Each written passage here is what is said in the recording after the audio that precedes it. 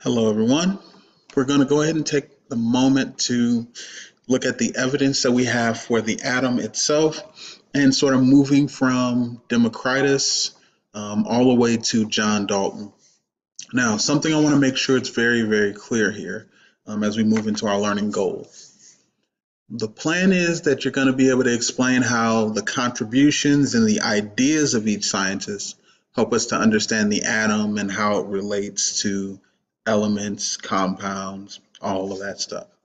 And the reason why I want to make sure that part is clear is you need to know who the guys are, but it's not as important as what did they do and why does that help us to understand how atoms behave, what they look like, and those types of things. Now, this is the first portion of this that we're really going to do. So let's jump in. Now, when we look at the atom, most times we want to say one person gets the credit, but there are even more people than what are on this list right now. And so we're going to work our way through each one, highlighting the time period, the idea that they had, and if they had evidence for it, we will cover that as well. But let's start off with Empedocles. Now, this is a name you probably haven't heard of before, and he was a philosopher from 495 to 430 BCE. Now, the idea that he had was everything, all matter, all stuff, broke down into these four elements, and we have earth, wind, fire, and water. And these are things that we've heard of before, especially if you're familiar with the last Airbender series. A lot of different things play on these ideas. Now, there was one problem that came in with his philosophy. As long as this statement or this idea is held true, then we can't make anything new. And that's a big problem when we try to understand how things came to be, because we didn't have to necessarily start out with everything together. Some things we found over time based on other arrangements. That soil has more than just, soil. It's different compounds that help to make it up. So we move forward from him to our good friend Democritus. Now, Democritus was again around 460 BCE to about 370. Hopefully you realize that the time is decreasing. We used to say BC, but now they say BCE, before the Common Era. So notice our time is actually counting down. Now, the idea that he had was actually broken into multiple parts. That stone, if I took a piece of stone, I keep cutting and cutting and cutting, and eventually I'd hit a point where I couldn't cut it anymore. This thing was called atomos, or where we get the word atoms. Now, atoms or atoms were unique to that particular substance. So I could take that same thing and rearrange it and get something new. All of them are the same type of size. There was a big problem with Democritus's understanding, though. He had no evidence. So for a while, it seems like he's just he's talking, and people may even look back at his ideas, but there's no way to provide evidence that this is true. So for many years, Empedocles' idea of the four elements actually was a stronger argument. As we start to move forward, we start to notice that we have a lot of change that's happening here. And we're going to look at Tortelli and Bernoulli. Now, Tortelli you've probably never heard of before, and I completely understand it. But Tortelli was an Italian scientist. We're looking in 1643. And the idea or the findings that he had were that gases actually have weight. How did he figure this out? Well, he measured how a barometer works, or he actually came up with the idea of a barometer. He found out that when he put mercury in a tube, eventually, when he inverted it, the mercury would only go so far. And he was trying to understand, was it something inside of the test tube or the tube that was keeping it in, or something outside? And they found out that it was actually something outside that was causing this difference. And this was amazing. This was taken and used for many years. Up until 2007, they used mercury barometers. And recently, because the whole mercury is poisonous, they had to stop. So understandable. Now, when it comes to Bernoulli, Bernoulli had a slightly different understanding. He's still working with the same ideas, but he looked at how fluids, liquids, gases behave when they move over certain areas. Now, this part may sound familiar. It's more of a physics situation, but the idea he came to in the end was that these gases are actual tiny particles in an open space. Now, these particles collide, they move, they do all of these things. And why is this important? Well, if I take a piece of paper, as was demonstrated here in this nice little video clip, and I blow over the top of it, most people think, oh, it's going to go down because the air is going to push it down. But watch.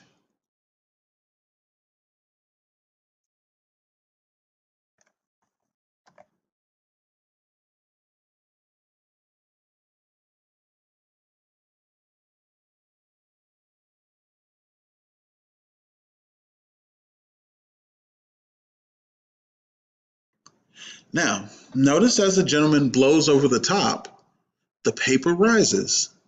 That's not supposed to happen, right? Well, what Bernoulli looked at is that if he's moving the air over the top of the paper, the other particles that were originally under the paper now have the opportunity to push it up because they're now creating more pressure underneath than what's coming on the top. Now, this also may seem kind of familiar because, again, this is how airplane flight works. I think that's the word I want to use. This is the situation. We have air moving over the top, and if we speed up the air over the top enough, we actually generate lift because the pressure underneath begins to lift the plane. It's kind of amazing to see. Now, moving on to Joseph Priestley. We have his time there. And the idea that he had was that substances can combine and break apart and form new substances. And in your head, you may be saying, these are things that we know, so why is it so, important? Well, look at the time. This is in 1773. This is 3 years before the United States was officially formed. So this was not common knowledge. Let's look at the image.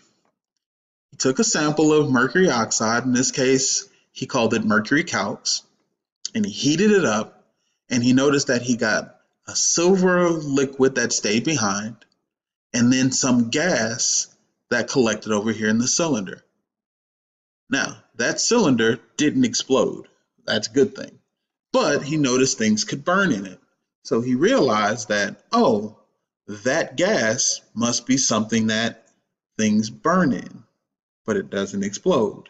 I know that sounds kind of easy, but he looked at the substance and realized that it had changed.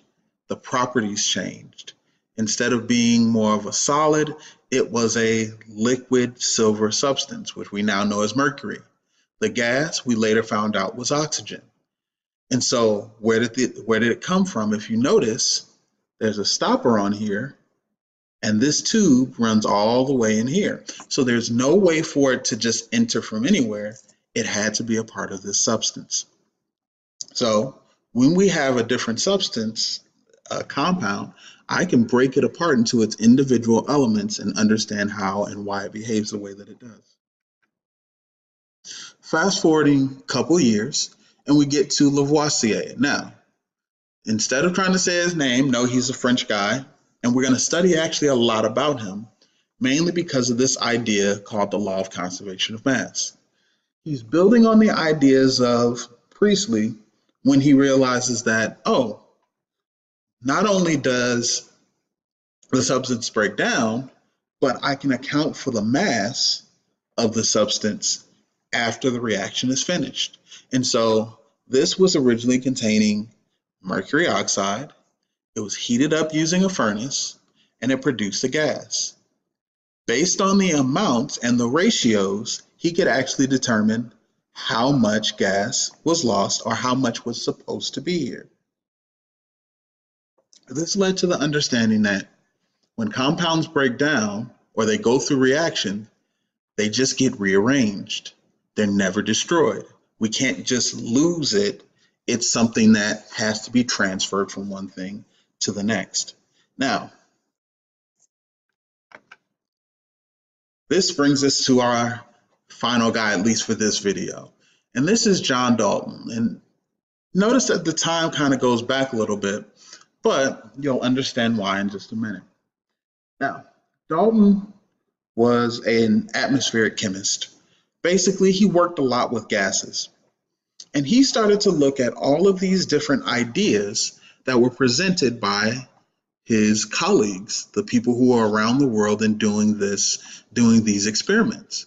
So Dalton took all of these ideas and combined them to help us to understand how atoms behave and why they do what they do. So out of this, we came up with 4 ideas that at least started us on our understanding of the atom. So here's Dalton's atomic theory. Number 1, all elements are composed of atoms, and they're indivisible and indestructible particles. So remember Democritus? We can get to a point where we can't break it down any further. Dalton pulled that information and said, okay, these atom things are indivisible and indestructible. I can't break them down. I can't destroy them. Second, atoms of the same element are identical. Atoms of different elements have different properties. And the main thing that he focused on was atomic mass. Again, this sounds very logical. Notice when Priestley gathered some of the oxygen or the hydrogen or whatever the case, they always came out the same way. This understanding makes perfect sense. The third idea, reactions do not destroy atoms, they just combine them. So reaction happens and things get switched around. In the process, I should still have the same amount of things present. And last but not least, elements combine to form compounds. These compounds have defined whole number ratios. And I want to make sure that part is kind of clear, because it says compounds at defined whole number ratios. So when I'm making a compound, I can't do half an oxygen with 3.5 of another element. It has to be a whole number. And the reasoning behind this is, in nature, atoms can't be broken down that way. So whenever we look at a compound, we have to have whole numbers, no decimals involved. So if the number is really, really close to 1, it's 1. If it's really, really close to 2, it's 2. If it's not really close to either of them, if it's 1.5, that means we may have to double each of the atoms to help it to make sense. But that's more of what we're going to talk about in class. Now, what I want you to do at this time, take a moment and summarize these ideas. How did we get from Empedocles to Dalton?